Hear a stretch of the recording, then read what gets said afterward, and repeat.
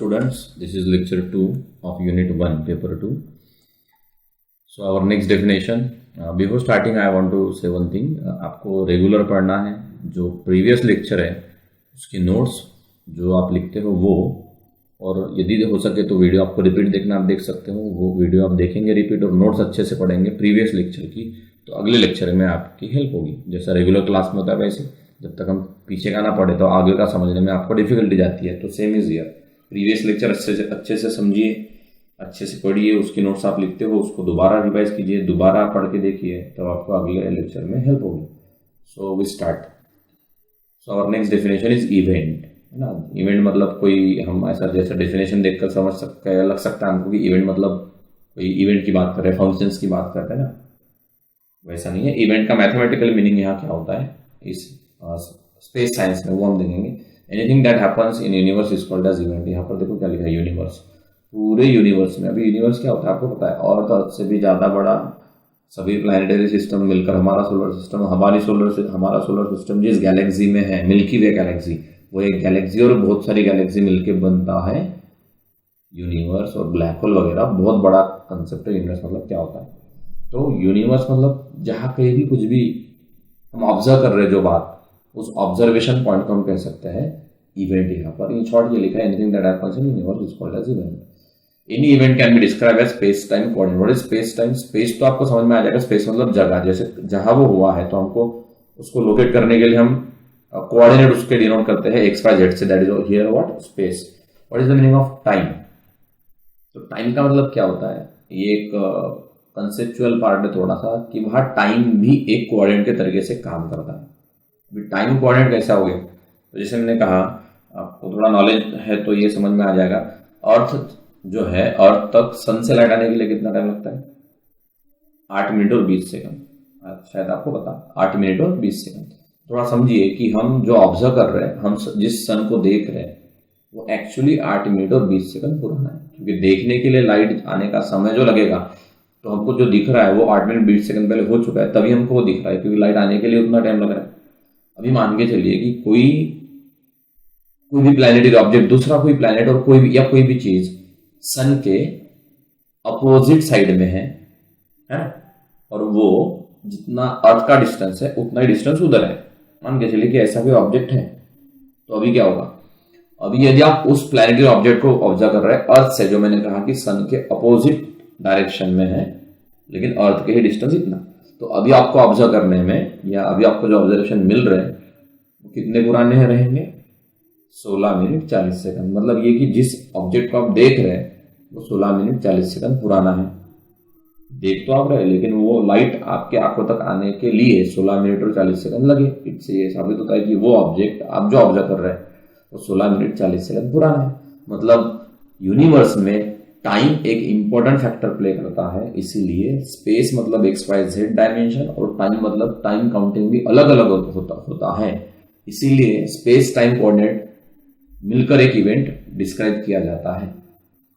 So let us consider two frame S and S dash, जैसा मैंने अभी कहा था ना, एक अर्थ और एक दूसरा एक ऑब्जेक्ट है, या और कहीं ऑब्जर्वर है, वही ऑब्जेक्ट को वो भी ऑब्जर्व कर रहा है दूसरी जगह से, और एक अलग ऑब्जर्वर उसकी जगह से ऑब्जर्व कर रहा है। तो दो हमने फ्रेम माना है एस और S dash with their origin at O and O dash respectively, then the same event, मतलब वही इवेंट, वही observation in both the frame can be described as, दोनों फ्रेम में वो अलग अलग तरीके से डिस्क्राइब होगा। तो कैसे डिस्क्राइब होगा,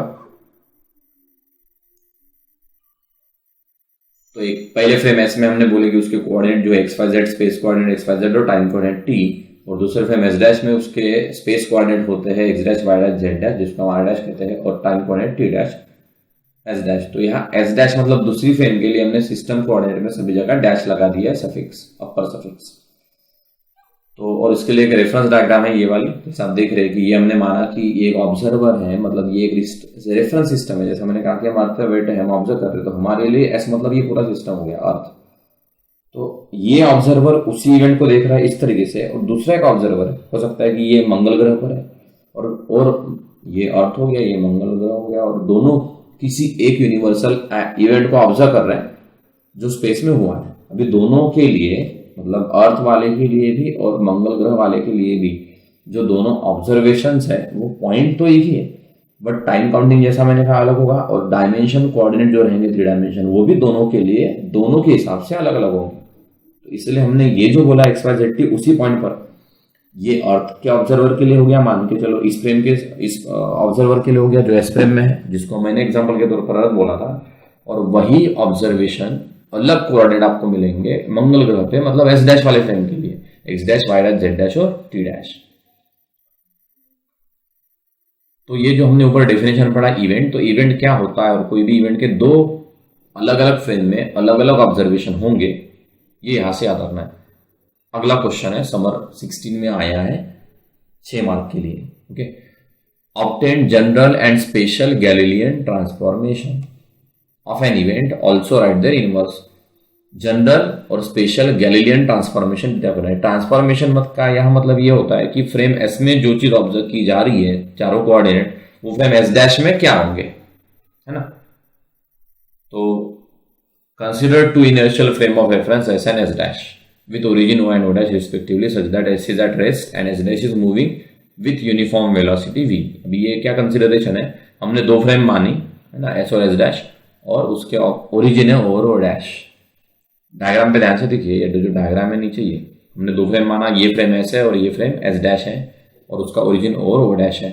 then after what we have written here such that S is at rest। S is at rest का मतलब क्या हो गया कि ये जो फ्रेम है, जैसा मैंने कहा ना, कोई तो भी खुद को फिक्स मानेगा, पूरे यूनिवर्स में कोई भी फिक्स नहीं है, बट कैलकुलेशन पर्पज से किसी एक फ्रेम को, जैसे हम अर्थ पे हैं, हम मानेंगे कि हम रेस्ट पे हैं, तो हम खुद को फिक्स मान रहे हैं, रेस्ट पे मान रहे हैं, तो हमने यहाँ लिखा है कि S is at rest and S dash is moving. हमने ये रेफरेंस सिस्टम को माना कि ये मोशन में है, हमारे हिसाब से जो उसकी मोशन है वो विद यूनिफॉर्म वेलोसिटी भी रिलेटेड टू S, मतलब इसकी वेलोसिटी, इस फ्रेम की मूविंग वेलोसिटी इस ऑब्जर्वर के लिए क्या है, V है ना। ये फ्रेम किस वेलोसिटी से मूव हो रही है, ये वाली फ्रेम किस वेलोसिटी से मूव हो रही है, विथ वेलोसिटी v।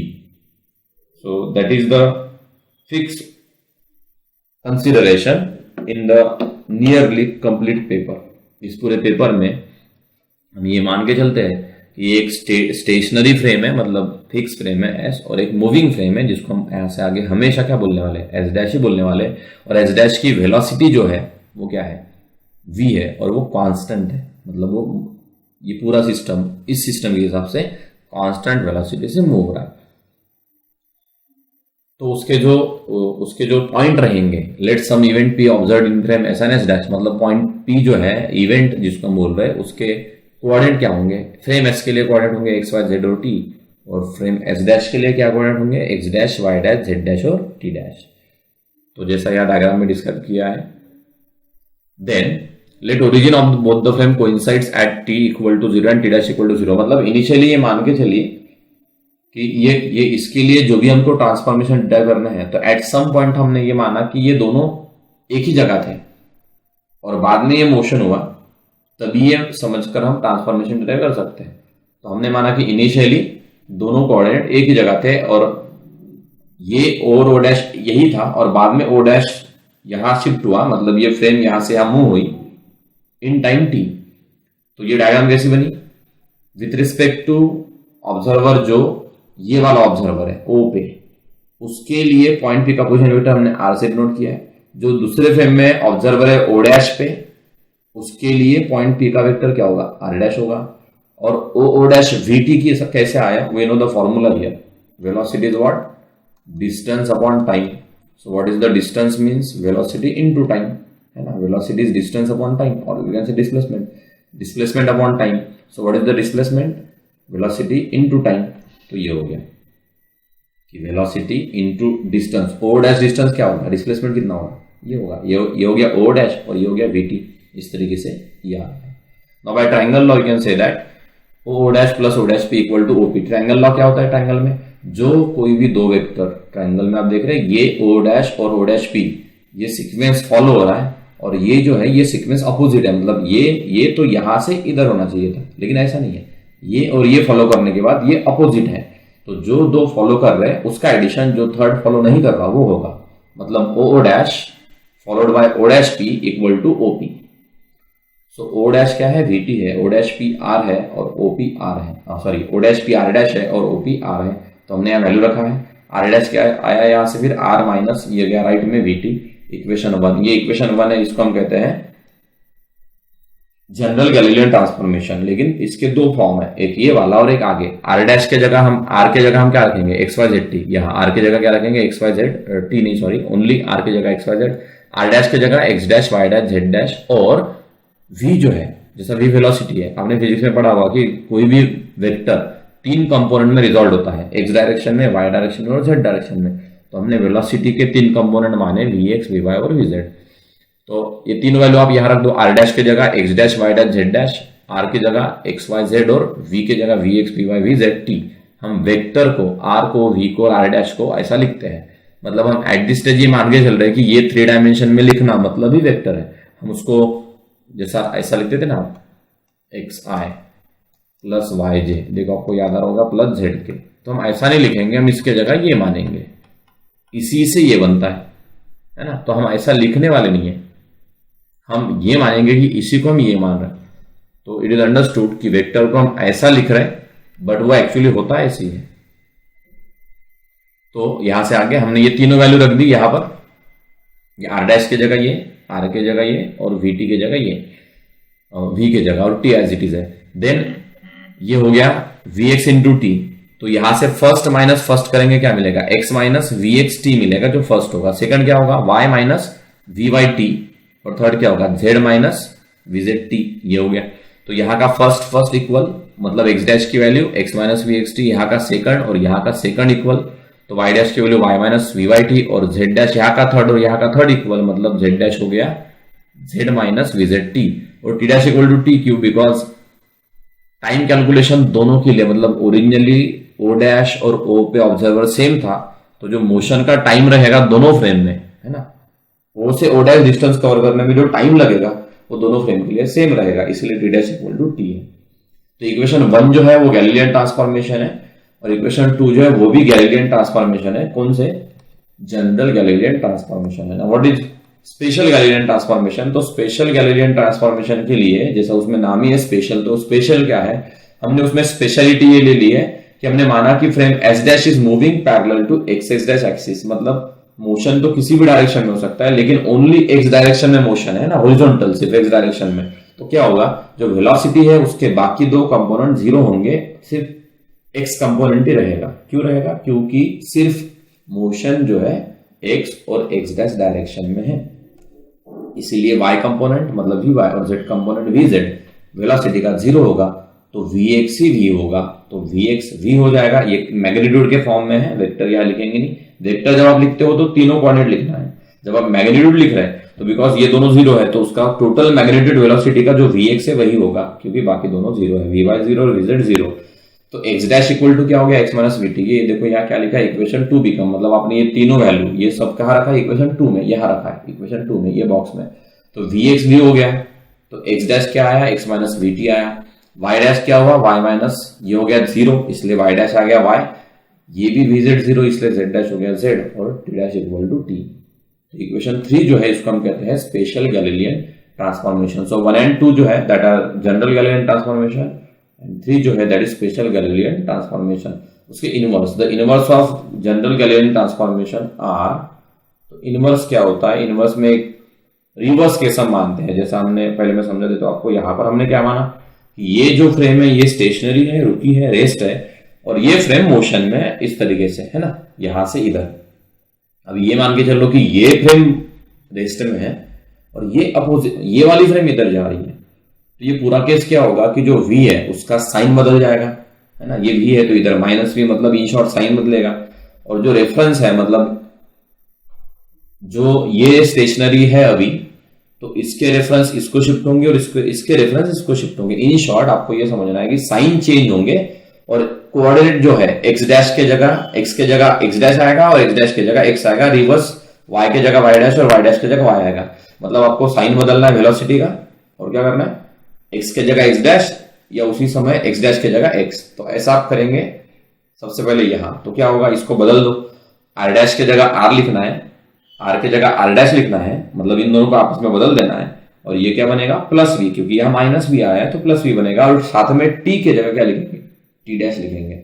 तो आप देखेंगे इक्वेशन 1 का इनवर्स क्या होगा, जैसा यहाँ लिखा है। ध्यान से आप नोट्स पढ़िए और समझते समय भी ध्यान से समझते जाइए तो सब समझते हैं। इक्वेशन 1 इंप्लाइज का मतलब क्या हो गया, इक्वेशन 1 को देखकर हम समझ रहे हैं कि आर डैश की जगह आर आया, आर था तो आर डैश आया, और ये देखो प्लस हुआ है। जैसा मैंने कहा था कि डायरेक्शन ऑफ वेलोसिटी चेंज होगा, ये प्लस वी टी, सॉरी यहाँ पर आता है टी डैश, है ना, क्योंकि यहाँ पर आप देखेंगे टी लिखा है, यहाँ टी लिखा है, तो चेंज होकर क्या आएगा, टी डैश आएगा ये। और ये जो है ये होगा यहां से, सॉरी यहां से नहीं, इक्वेशन 2 से। इक्वेशन 2 आप देख रहे हैं यहाँ, तो इसका इनवर्स क्या होगा, x equal to X dash minus V X T dash, जैसा यार लिखा है इक्वेशन 2 के इनवर्स ये। वैसे y equal to Y dash plus V Y T dash and z equal to Z dash plus V Z T dash and t equal to T dash. और special के inverse मतलब equation 3 के inverse, equation 3 यहाँ पर है ये, इसका inverse क्या होगा, आप ध्यान दीजिए आपको समझेगा। x डैश के जगह x लिखो, x के जगह x डैश लिखो, और माइनस v का प्लस v करो, t के जगह t डैश लिखो। मतलब सिस्टम रेफरेंस बदल दो, जहां डैश है वो हटाओ और जहां डैश नहीं है वहां डैश लाओ, और v का साइन बदलो। v को v डैश नहीं करना है, वेलोसिटी रिस्पेक्टिव वेलोसिटी है, ये ऑलरेडी v था तो चेंज, माइनस v था तो चेंज होकर प्लस v होगा। लेकिन जो सिस्टम कोऑर्डिनेट है कौन से, x y z और t, इन चारों में डैश है तो हटाना है, और डैश नहीं है तो इनवर्स लिखते समय लिखना है डैश। तो क्या होगा 3 के इनवर्स, आप देख रहे हैं यहाँ x डैश के जगह x आया, x के जगह x डैश आया, माइनस v का प्लस v हुआ, और t के जगह t डैश आया। वैसे ये y डैश का y होगा, और यहाँ y है तो y डैश होगा, z z डैश होगा, और t डैश का t होगा, t equal to t dash. तो ये जो है इसको हम कहते हैं इनवर्स 3 के, है ना, 3 के इनवर्स मतलब स्पेशल गैलेलियन ट्रांसफॉर्मेशन के इनवर्स। तो ये दोनों जो ट्रांसफॉर्मेशन है, जनरल ट्रांसफॉर्मेशन और स्पेशल, ये जो यहाँ लिखे हैं this you have to remember, और ये बहुत ही इंपॉर्टेंट ट्रांसफॉर्मेशन है, ये वाला भी और ये वाला भी। इसी के बेसिस पे आगे का जो ये चैप्टर है कंटिन्यू होगा। तो प्लीज ये ध्यान से पढ़िए, रिवाइज कीजिए, रिपीट कीजिए और अपने समय का पूरा यूज कीजिए। Thank you.